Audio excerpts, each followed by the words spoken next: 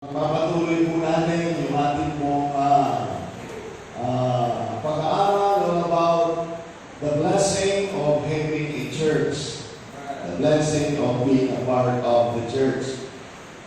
Let's Ephesians chapter number 4. If you were there, say aloud, Amen. Amen. Okay, the Bible says, I'm going to read verse 1 and 2. Oh, 1 to 3, and then drop down to verse number 11, and hanggang po verse number 14. Ephesians chapter number 4, verse 1, I therefore, the prisoner of the Lord, beseech you that you walk worthy of the vocation wherewith ye are called, with all lowliness and meekness, with long-suffering, forbearing one another in love, endeavoring to keep the unity in the Spirit in the bond of peace. Verse number 11. Verse 11. And he gave some apostles, and some prophets, and some evangelists, and some pastors and teachers, for the perfecting of the saints, for the work of the ministry, for the edifying of the body of Christ, till we all come in the unity of the faith and of the knowledge of the Son of God, unto a perfect man, unto the measure of the fullness, unto the measure of the stature of the fullness of Christ, that we henceforth be no more tossed to and fro, and carried about every wind of doctrine, by the sleight of men, and cunning craftiness whereby they lie in the way to deceive. Verse 15, but speaking the truth in love, may grow up in him in all things, which is the head, even Christ. Tayo po ay sandaling manalangin. Loving Father, once again, we thank you so much for the privilege that we can gather together to glorify thy name. Thank you so much for the presence of your people, even for our first-time visitors, and even for those who are in our virtual service. Bless our meeting today. Thank you for the good night rest, and thank you for the strength that we have. Salamat, Panginoon, sa lahat ng blessing niyo po sa amin. And thank you for the privilege that we can gather together to glorify thy name. Give us always a humble heart in listening to thy word. Help us once again to learn from your word this morning. Gamitin niyo po ako, Panginoon, ng magiging blessing, magiging pagpapala sa inyong pangalan. Give us also a good internet connection so that for those who are in our virtual service, we were able to understand your words sa pamamagitan po ng teknolohiya pinagkailang magandang signal. Forgive us for our sins and cleanse us from all unrighteousness. Bless din po, Panginoon, yung mga batang tinuturuan sa aming mga Sunday school areas. Salamat po, Panginoon, sa kagulihan niyo po sa amin. For in Jesus' name we pray. Amen. Amen. Thank you so much. Please be seated in the presence of our Father. Maraming salamat po. Muli, magandang umaga po sa inyo. Amen. Salamat sa Panginoon. Kagaya ng namin pinamili ko po din, salamat po sa inyo po. Panalangin, ako po ay nakabiyahe po sa Bicol. It's a long trip. Papunta po na Bicol, 17 hours sa Libon, Albay. Of course, may mga stopovers po kami, kumain. And good thing din, may 1 hour pa kami na dumaan sa isang camp. Sa campo doon po sa Labo, Camarines Sur. Camarines Norte pala. At nakapag-share yung pastor natin doon. At nakapag-bahagi ng salita ng Diyos. At hanggang sa nakapit po kami ng Libon. At nagka 2 days na revival. At salamat sa Panginoon. Nakabalik po kami ay wala po, Biyernes na ng hapon. Salamat po, mahaba-habang biyahe. And salamat din po sa biyahe ng Panginoon na maging bahagi.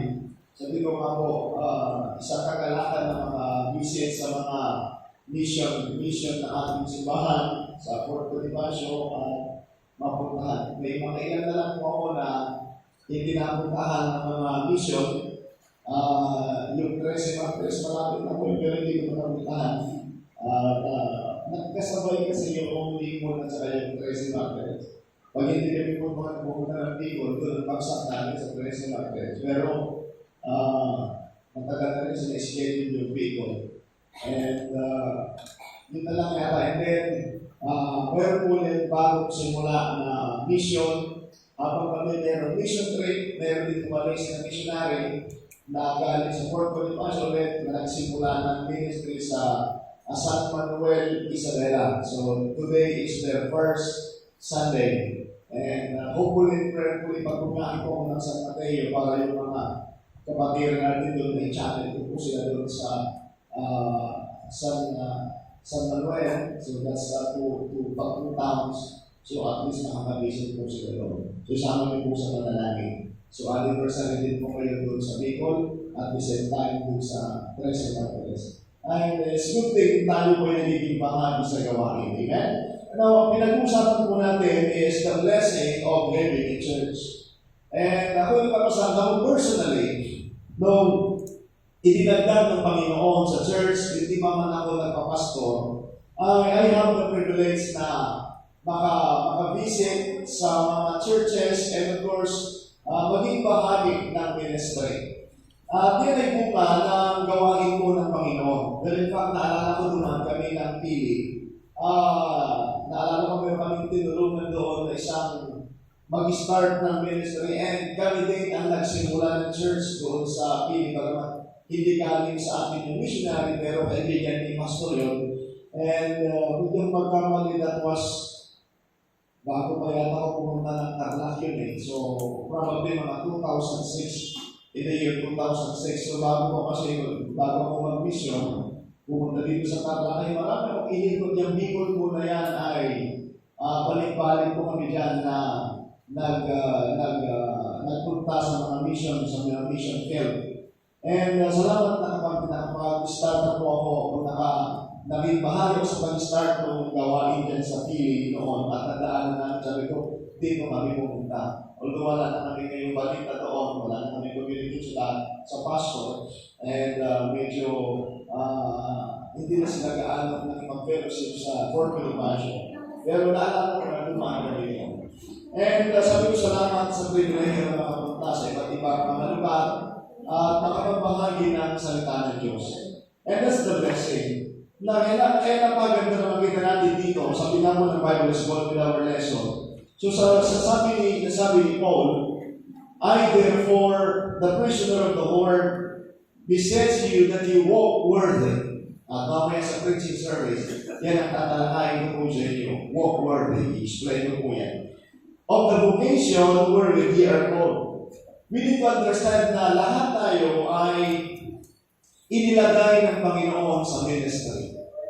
Amen. The blessing is pagkatapos nating naligtas, hindi lang tayo basta naligtas, kundi idinagdag tayo ng Panginoon sa church. And this is the blessing na tayo po ay naligtas at idinagdag ng Panginoon sa church.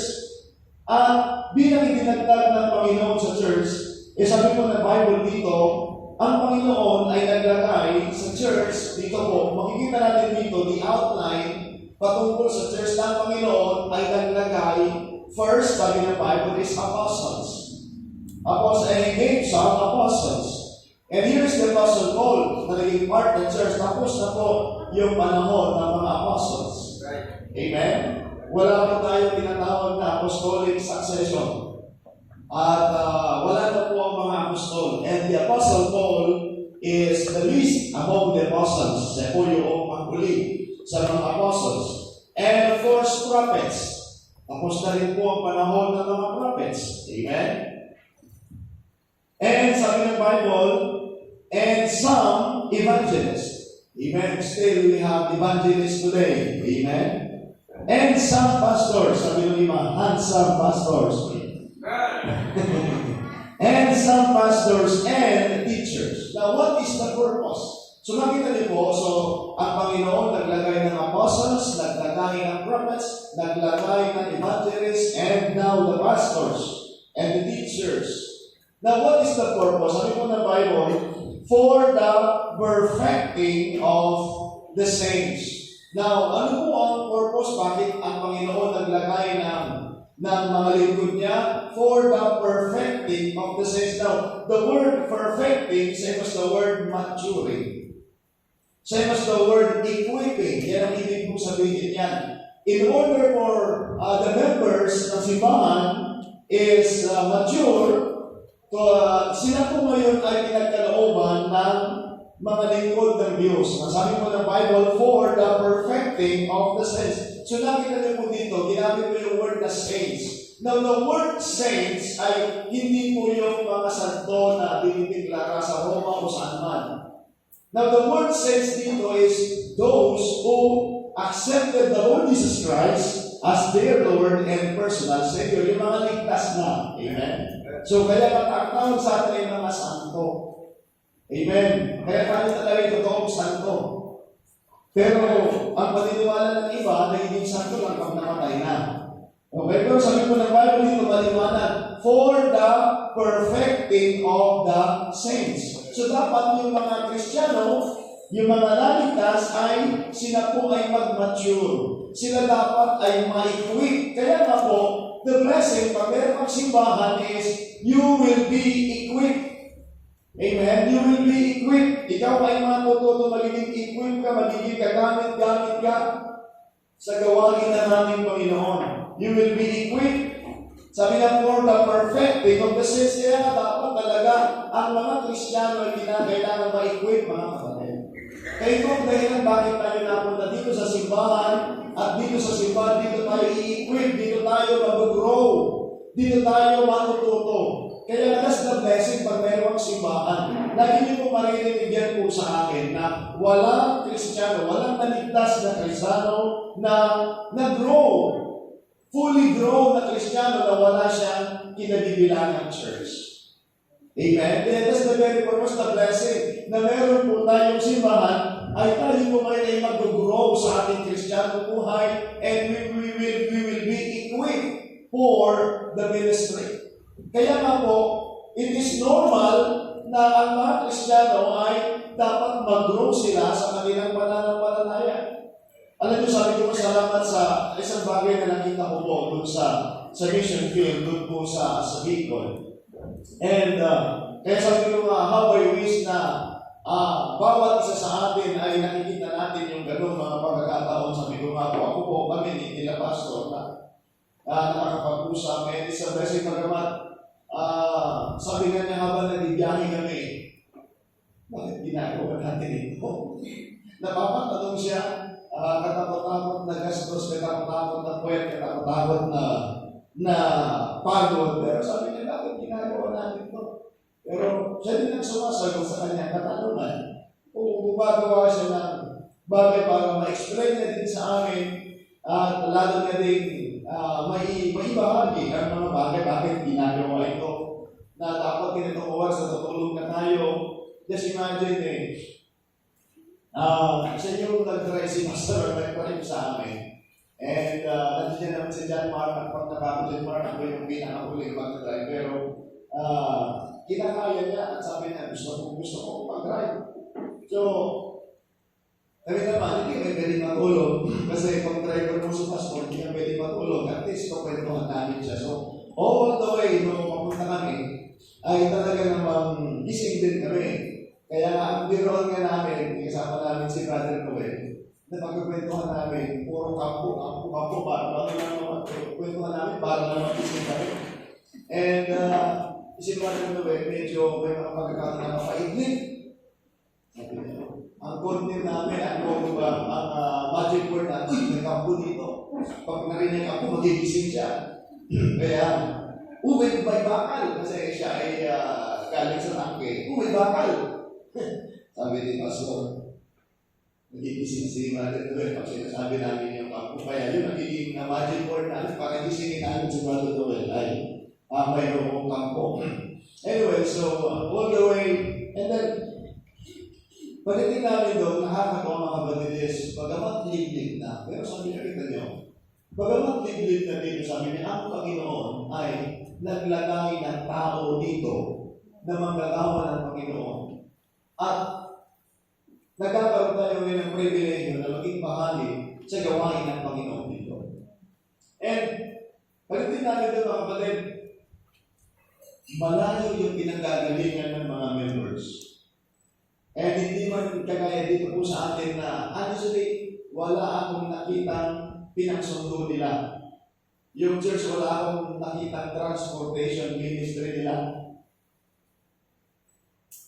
Wala akong nakitang sasakyan. Wala akong service yung church.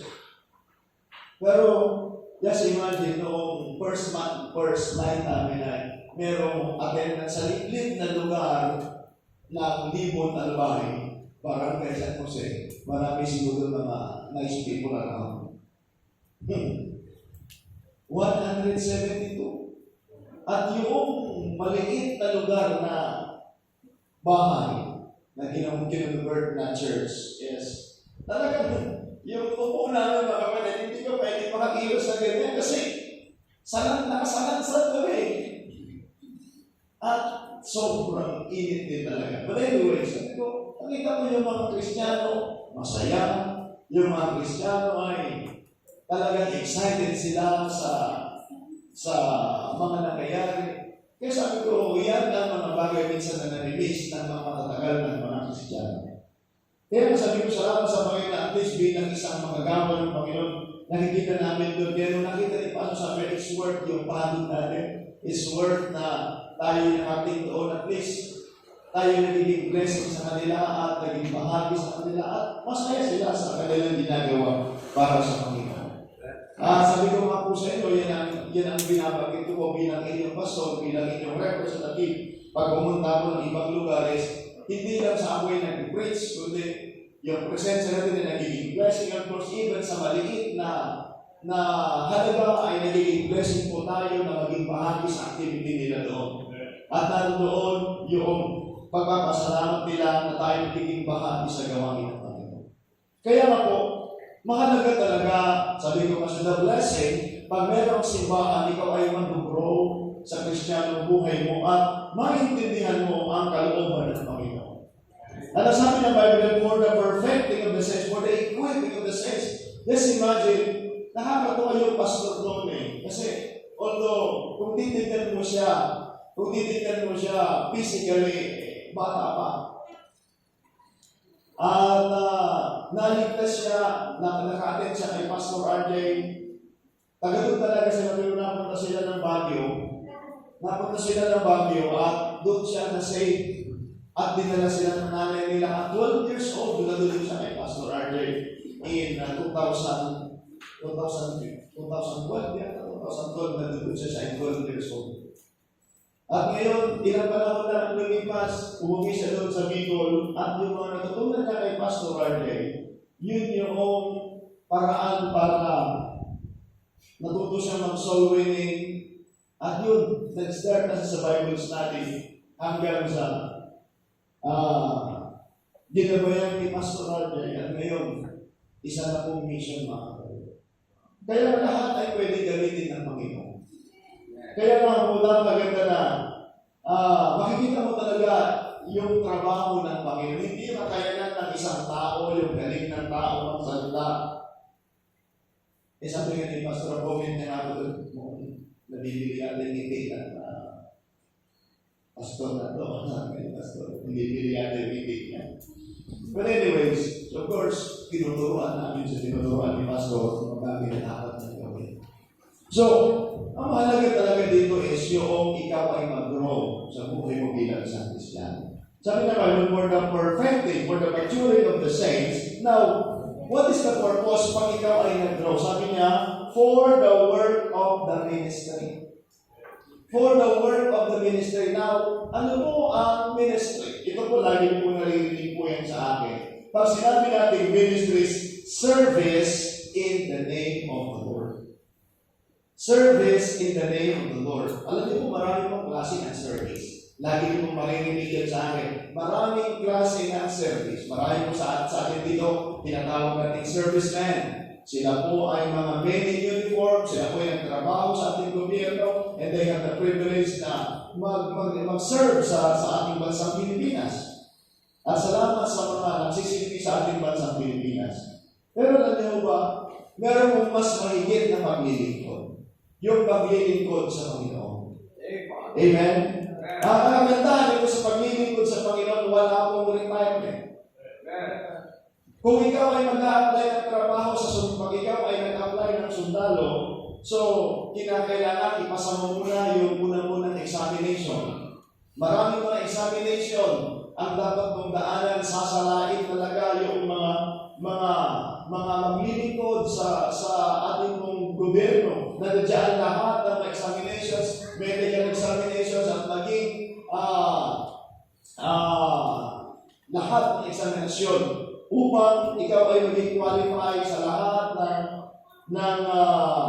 mga requirements at hanggang sa ikaw ay mag-training. Pero alam niyo sa gawain po ng Panginoon, dinitrain naman po tayo, magkaroon lamang tayo ng servant's heart. Kaya nga dito sa simbahan, dito tayo ngayon hubugin ng Panginoon, magkaroon tayo ng puso ng pagpakumbaba at maunawaan mo ang gawain ng Panginoon. And hindi dito pinag-usapan yung mataas na inovasyon, hindi dito pinag-usapan yung kalagayan natin bilang isang tao. Ang unang kailangan natin dito is yung mahal natin ng ating Panginoon. Amen? Yung mahal mo ang Panginoon. Kaya of course, kung tatanungin mo po ang lahat ng tao, mahal mo ba ang Diyos? Sasabihin, wala po tao magsabing hindi ko mahal ang Diyos. Lahat tayo sasabihin ng mga tao, kung lalabas ba ito ba yung araw na ito at pagtanong ka, do you love God? Sasabihin ng tao, yes. Absolutely yes. Kahit po yung mga lasingero, kahit yung mga babaero, lalakero, at lahat ng mga ero, tatanungin mo sila kung mahal nila ang Diyos, they will going to say yes. But, ang katotohanan niyan, ang totoong nagmamahal sa Panginoon, naunawaan mo na nagmamahal sa Panginoon Diyos, yung naunawaan mo talaga doon sa sinasabi ng Bible. Well, alam nyo, pag sinabi natin, love is alive in exchange. Nung ang Panginoon, minahal niya ang tao. Ang sabi ng Bible, for God so loved the world that He gave His only begotten Son. Yan po ang batayan natin. Kaya pag sabi mo, mahal mo ang Panginoon, matututo kang mag-sacrifice. Matututo kang sundin ang kalooban ng Panginoon sa buhay mo. Kaya dito sa simbahan, pagpunta natin dito sa church, the blessing ng mga church ay tuturuan ka ng mga bagay na patungkol sa Panginoon at kung sinasabi mo, mahal mo ang Panginoon, kinakailangan ipakita mo yung pagmamahal mo sa Panginoon. Kinakailangan hindi lamang sa bibig, kundi mula sa puso. Of course, ang totoong nagmamahal ay mayroong sakripisyo, di ba? At kaya nga sinasabi ko nga po sa inyo lagi, the best expression of love is time. Amen? The best expression of love is time. Let us put this in this way. Tayo po mga tatay, mahal natin yung ating pamilya. Kaya may time tayo sa ating pamilya. Amen? Amen? Kayo po mga nagtatrabaho, mahal mo po yung trabaho nyo. Kaya may time ka sa trabaho. May time ka sa lahat ng mga bagay na di man yung mahalaga sa iyo. Ganun din naman po tayo sa Panginoon. Kung mahal mo ang Panginoon, ay meron panahon sa Panginoon. Kaya yan ang tinuturo sa church. Kaya salamat po sa mga Kristiyano na dito, natututo po tayo mag-sacrifice. Natututo tayo mag-sacrifice sa Panginoon at sa gawain ng Diyos. Kaya ako po'y nagpapasalamat sa mga tao na nakakaintindi, nakakaunawa na sa gawain ng Panginoon. Kaya salamat po, you learn to sacrifice pag mahal mo ang gawain ng Panginoon. Hindi ka naghahanap ng kamalit sapagkat gusto mo, nakikita mo yung sarili mo, nag-grow pa sa buhay mo bilang isang Kristiyano. Yan ang sinasabi ni Paul, sabi ng Bible, for the perfecting of the saints, for the work of the ministry. Servisyo natin sa Panginoon. Yan ang sinasabi ko, magandahan, pagkaservi tayo sa Panginoon, yung walang retirement sa Panginoon, ang pagsiservisyo sa Panginoon, wala pong age limit. Walang age limit, amen? Lahat tayo ay pwede gamitin ng Panginoon. Hindi dito pinag-usapan yung mataas na pinag-aralan ang mahalaga dito. Una-una sabi ko, mahal natin ang Panginoon. Kaya dito tayo sa simbahan, matututo tayo at matidevelop yung puso natin. Most of all, matidevelop yung puso natin for the ministry. For the ministry, pag sinabi ng ministry, sabi ko mga bukatin na service in the name of the Lord. Kaya nga po, nagagawa natin ang lahat dahil sa mahal natin ang Panginoon. Kaya kung mahal mo ang Panginoon, mamahalin mo din yung mga minamahal ng Panginoon. Amen?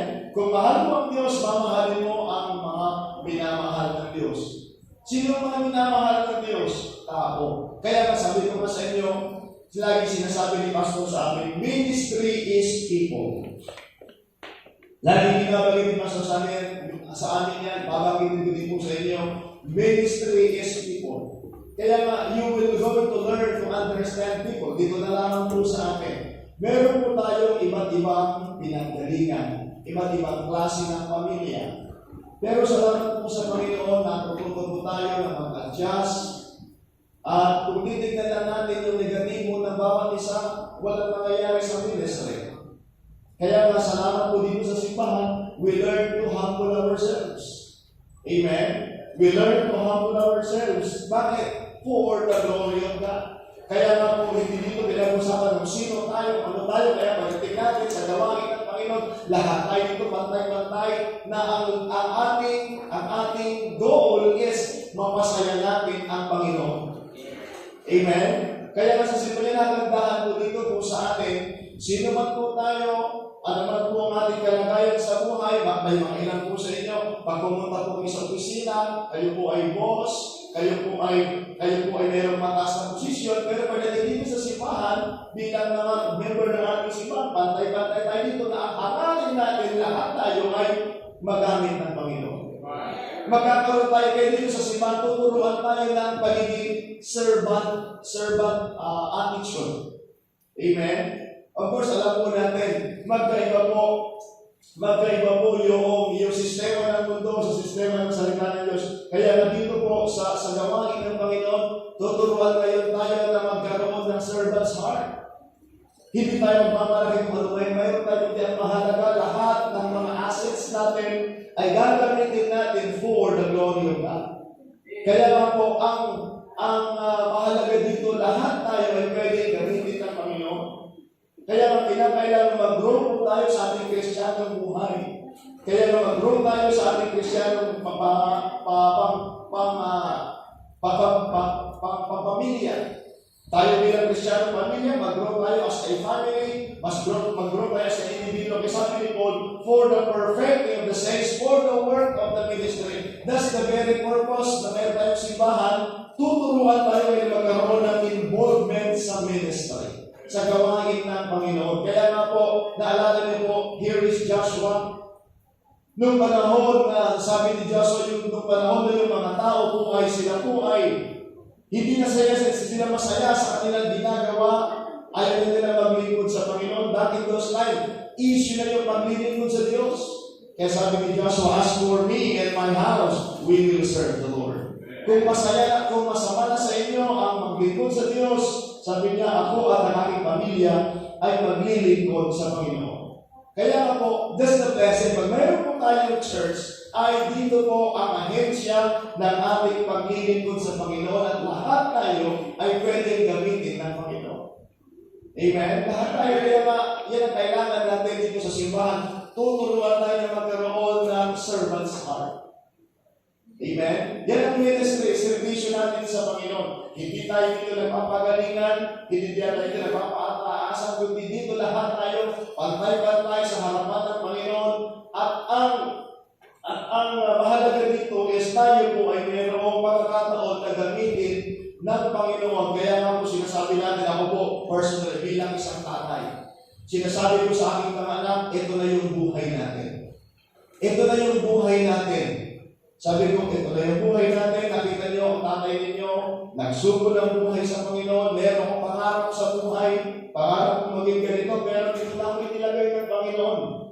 Hindi ko man pinangarap na maging pastor, hindi ko man pinangarap na maging missionary, pero dito na ako itinagay ng Panginoon. Sabi ko, ito na yung buhay natin, matuto kayo. Kaya nga, wala akong kagalakan, wala akong ibang kagalakan na makita rin kayo, na makita niyo. Mahalaga, maunawaan din ninyo ang ministry. And sa kanilang murang edad, dahan-dahan, sabi ko po sa kanila, at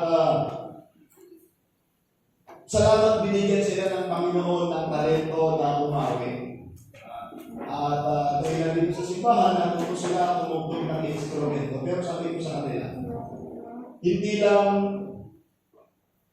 ang ministry, hindi lang mag-awin. Hindi lang pagtugtog anak, sinasabi ko sa kanila. Dapat yung maintindihan ko, sabi ko sa kanila, kahit anong galing mo magtugtog, pag wala kang tutugtugan, walang kwenta ang galing mo sa pagtugtog. Amen? Kahit anong galing mo umawit pag wala ang aawitan, walang kwenta lahat yan. Kaya, paano naging, sabi ko sa kanila, tao. Sana ma-develop yung puso nyo sa mga tao. Kaya sinasabi ko sa kanila, huwag na huwag niyong yayabangan yung mga tao. Huwag na huwag niyong titignan natin na mas mataas kayo sa kanila. Kaya alam niyo po ngayon, na sila po ay nakakaranas ng area. Alis niyo po, nandoon, bilang tanay, bilang nakita mo yung kalagayan sa area ang binupuntahan nila. Meron akong pagkatakot na mapastos yung mga anak ko na ano mangyayari sa kanila sa area. Siguro lahat naman tayo, pag pumunta ka sa area, of course ako, sanay na ako makipagbandahan sa area. Eh, sabi ko nga po, siguro, even isa sa mga worst na mga area na napuntahan ko sa Taguig, yung lugar ng mga Musliman. At ineryahan ko po yun, pero nandoon yung pag-iingat ng Panginoon. Pero, of course, bilang, alam niyo minsan pagka ikaw ay nagkakaroon ng pagbabago, di ba? Naalala mo nga po noon, pag umakyat mo ako sa mataas, walang kwenta, kahit tumingin pa ako sa ilalim, walang kwenta yan. Doon, ma'am. Pero may mga pagkakataon na pag ito tumataas ka, nakita mo yung literal na mataas ang pambira. Nakakatakot na pag tumingin ka sa ilalim. Para pag may mga pagbabago. Pero, normal may nagawin. Pero sabi ko nga, patuloy natin pagwalo ating pagtitiwala sa Panginoon. Now, may area na pinupuntahan po sila dyan. Sabi ko nga, napuntahan ko na yung area at doon mismo nakaranas kami na pati nga ako pulis ay takot na pasukin yung area. Pero tayo, napapasok natin. At sila po pupunta sa mga areas. Pero gano'n naman, sabi ko, kinakailangan tiisin ko yung pagkatakot ko at hayaan ko sila at magtiwala ko sa Panginoon. Lahat naman tayo, kinakailangan ma-develop yun.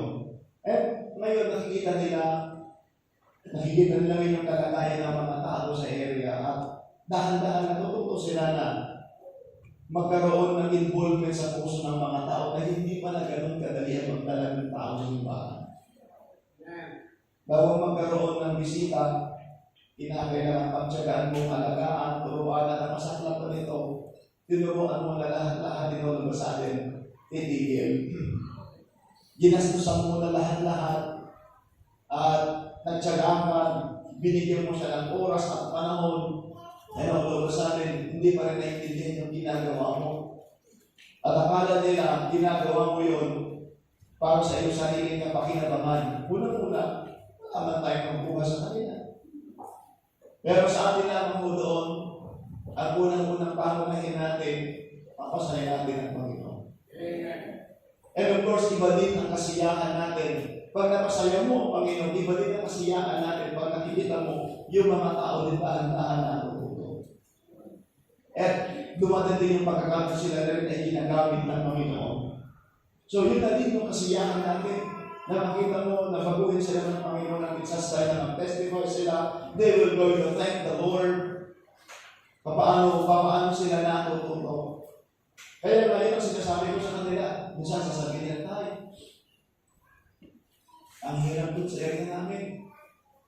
Ito, pinag-checkan ko na, tagal-tagal ko na hinihintay. Binombahan ko na ng pangpalay ko pagkatapos maya-maya, hindi ko pa sasama. Nakikipaghabulan na kami. Sabi ko natin yan, ministry. Ganyan ang ministry. Sabi ko, naalala niyo, nagsimula ako dito.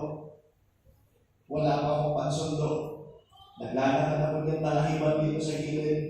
Hawak-hawak ko yung 10 mga bata, mga maliliit teenagers. Habang papalapit sa simbahan, maya-maya nagkwentuhan na yung mga bata, sabi niya, layo pala. Layo pala. Huwag na tayo sumama. Pero yan, hambang na lang mga kapatid. Nandito na kami sa masukal dito. Sabi, layo pala. Tapos maya-maya, sabi ng bata, isa, muli na ako. Sabi niya, takbo na. Abay, mamaya, Takbo na yung iba. Ay, yung 10 atay-atay ko, 2 lang yung damot ko. Sabi ko, kung na kayo umalis, kayo na lang sa 2 na lang. 2 out of 10. Ano siya na nagkakaganda? Out of 10, 2 na dadala ko sa simbahan. Pero salamat, sabi ko, tuloy-tuloy pa rin ang gawain. Naalala ko, sabi ko, wala akong sasakyan ng mga sundo. Meron akong nasyaran doon, tapos sabi ko, pwede ko bang rentahan ng tricycle mo? Katinapos ko pa.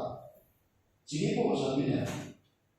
And then, nakita ko yung kanyang placard. Di bali ng tama, di naman pagod. Yun yung kanyang slogan. Alam niyo kung ginagawa ko? Dadaling ko dito sa church, mayroon akong nakaredy na karton na mayroong packing tape after that. Kung minsan yung black na plastic, yung tawag ito, yung plastic bag na yung pinagkakargahan ng basura, yun, itapakaw ko po yun habang dinadrive ko. Alam niyo kung bakit? Ayaw ko ma-identify ako. Ma-identify ako na yung motor na dinadrive ko is slogan. Pagkat hindi man sa akin yun, pero ako yung driver rin. Nakalabas rin, nakanektay. Tapos ang slogan, di ba rin ang tamad, di naman pagod. Tinatakpan ko po yun. At pagdating ng sasahuli ko na sa gabi, tatanggalin ko yung karton. Yung inilagay ko. Kasi hindi ako naniniwala doon eh. Ay, hard working tayo, amen? Mahal siguro yung naglagay, hindi naintindihan, gaya-gaya lang siya siguro. Di ba? Pero may mga taong gano'n. Sabi na, di ba rin ang tamad, di mo naman napagod. Ayan, mga tao, ayaw nila mapagod. Pero sa ministry, hindi ba pwede yung gano'n? Hindi ba pwede sa simbahan, hindi ba pwede sa Kristiyano? Ayaw ng Panginoon ang tamad. Amen? Well, in fact, sabi nga ng Bible sa book of Colossians, chapter number 3, ang ayaw magtrabaho, huwag naman kumain. Pero marami pa ito, puro kayo na nagtrabaho. Amen? Kaya nga sa simbahan ng Bagdad, maging hardworking tayo. Kayo mga kabataan, huwag kaya puro ano sa inyong mga magulang. Kaya ngayon ito sinasabi ko sa simbahan. Sinasabi ko sa mga anak ko, matutuwa niyo sa mga tao. Learn to love people. At ngayon bilang mga staff ng simbahan, bilang mga member ng church, learn to love people. Bakit? Yan ang ating Panginoon. Naalala niyo po sa Matthew chapter number 9, the ministry of the Lord Jesus, that is really the ministry. Nakita niyo ang Panginoon Yesu Cristo, sabi po ng Bible, after niya nagkakain, when he saw the multitude, he was moved with compassion.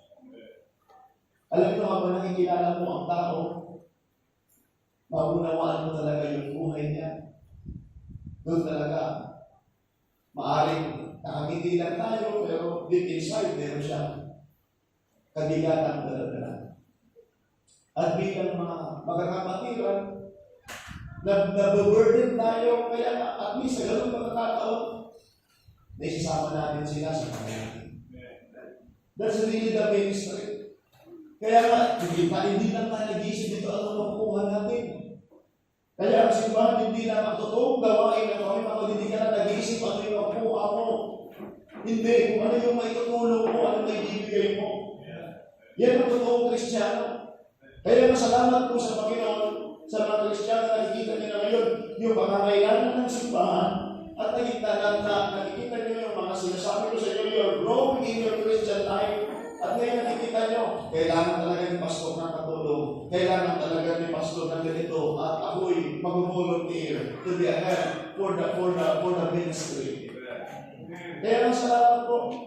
Ngayon, dahan-dahan, dati ako lang yung nagsusundo, ako lang yung nagdadrive, at least kayo dahan may nadidevelop, may natuturuan tayo, nagkakaroon sila ngayon ng push, nagkakaroon ng so, makikita natin, ang ministry ay magpapatuloy at lalago. Bakit? May mga Kristiyano lumalago. Kaya makita po ninyo, kapag ka ang Kristiyano ay lumalago, ang gawain ng Panginoon ay lumalago.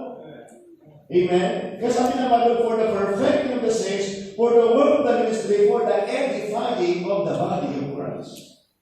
Nawala niyo po ngayon, even po sa America today, ang mga gawain ng Panginoon ay pabagsak. Kung meron lang unang-una at malakas na mag-support as far as the mission is concerned, kaya nakarating ang mga missionaries dito sa atin sa Pilipinas, ang mga Amerikano. Pero nakakalungkot ngayon, marami na rin tumigil.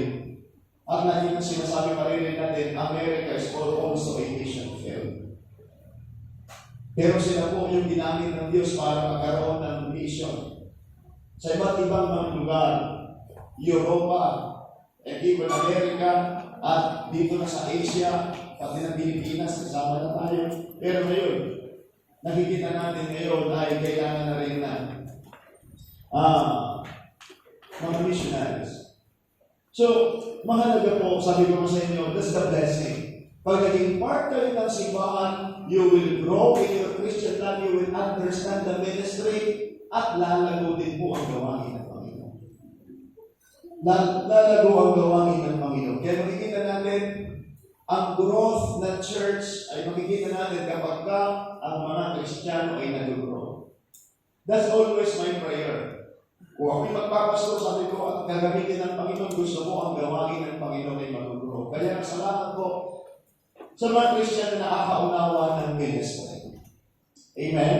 Kaya nga po, sabi ko nga po sa inyo, as I close this message this morning, hindi ko po alam hanggang kailan ang panahon ko bilang inilagay ng Panginoon dito.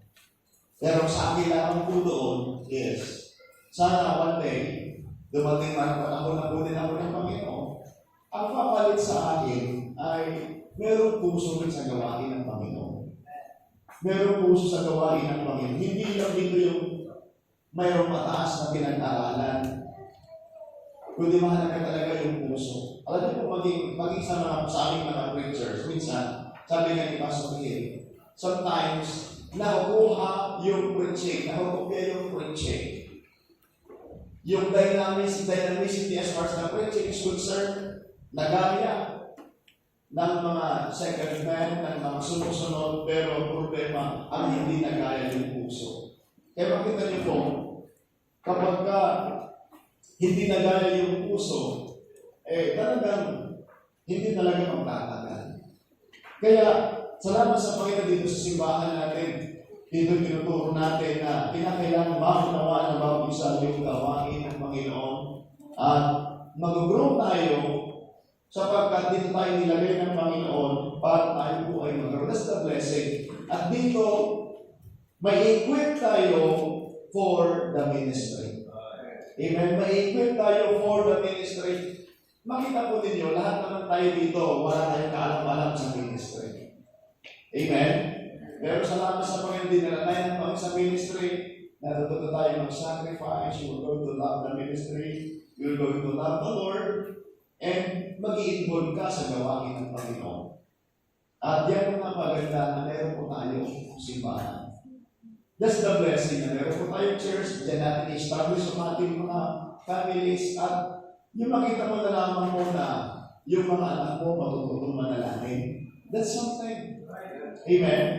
Makikita mo yung anak mo magkakaroon ng pagsasakripisyo para sa gawain ng Panginoon.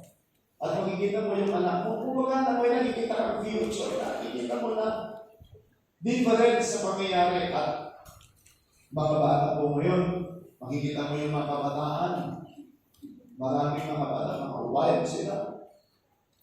Hindi marunong magbihis, pero salamat po sa Panginoon dito sa simbahan na hindi perfecto yung ating mga anak. Pero salamat sa Panginoon. Kung titignan natin, at least meron silang pagkakilala sa Panginoon. Yan ang mahalaga doon, yung mayroong pagkakilala. Hindi pa sila may, pero salamat, at least meron tayong something na ituturo sa kanila, may nakikita sila mula sa atin yung ating sacrifice, yung ginagawa natin. Sabi ko nga po, at least kung isang araw, kunin ako ng Panginoon, sasabihin ng anak ko, alam po yung tatay ko, mahal niya ang Panginoon. Ganon din sana po tayo. Isang araw kunin tayo ng Panginoon, di naman din hinihingi, dadating yun, pero sasabihin ng ako ninyo, ng anak ninyo, alam nyo, nakita ko sa tatay ko, mahal niya ang Panginoon talaga, mahal niya ang ministry, at naging bahagi sa gawain ng Panginoon. He is a soul winner. He is a man that loved the Lord. Amen? Ganun din yung nanay ko. Sasabihin yung nanay ko, mahal niya ang Panginoon. Marami siyang sakripisyo at mahal niya ang Panginoon. Mahal niya ang gawain ng Panginoon. Ganun tayong ipakilala at matatandaan ng ating mga anak one day, mahal natin ang Panginoon. Mahal natin ang ministry. At merong something na yan ang alaala na may iwanan natin, nag-aaral tayo ng sacrifice for the ministry. Kaya yan ang blessing pag mayroon tayong simbahan.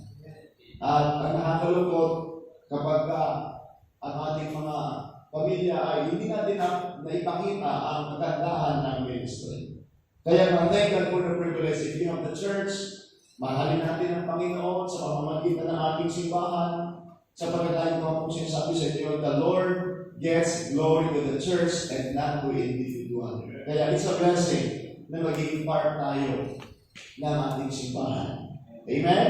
So, hindi nakakapagligtas ang church, but ang Panginoon ay nag-establish ng church in order for us to grow, to mature, and to be equipped for the glory of God.